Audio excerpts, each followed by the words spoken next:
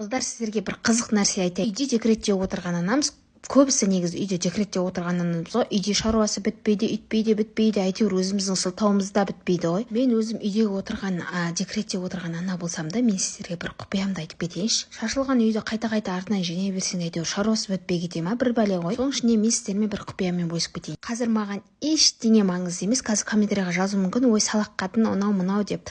Сіз үйде отырған ана болсаңыз да, өзіңізге өзіңіз отпуск жариялаңыз. Қалай болады екен деп ойланып отырсыз ба? Менде айына бір 2 рет, 3 рет менде мынандай күн болып тұрады. Өз-өзіме демалыс жариялаймын. Оны берігірек деп пайда қылдырдым өзіме. Шаруасының артынан қусаң, ол сен бәрібір оның артынан жете алмайсың. Никак жете алмайсың. Өзіңізге бір күн мынандай күн жариялаңызшы. Хотя бы айына 2 рет дейінші, кемі 2 күн. Өзіңіздің қалаған ісіңізбен айналысыңыз.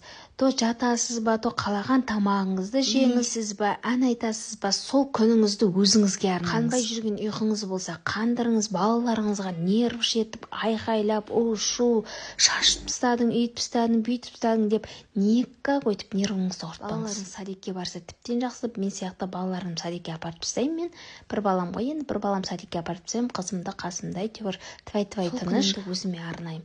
Ештеңе үй жинап, үй шашылып жатыр, үй жинауым керек, үйту керек, тамақ істеу керек деп, сол күн мысалы мен тамақ істемей қойдым ба, күйеуіме айтам, бүгін тамақ істеген жоқпын, давай бүгін мынандай заказ берейік деп ше. Демалғасын от души демалайын деп кухняға да кірмеймін. Ондай сіздердің атаулы күндеріңіз бола ма? Комментарийға жазып кетіңіздер. Ондай атаулы күндеріңіз болмаса, сол күнделікке енгізіңіз сол күніңізді. Жетпейтін дүние бәрібір жетпейді. Дүниенің артынан ешқашан қумаңыз. Үй шашылып жатса салақ қой деп ойлайды ғой деп, біреу үшін өмір сүрмеңіз, өзің үшін өмір сүр. Және осы жайлы өз ойыңызды қалдырыңыз.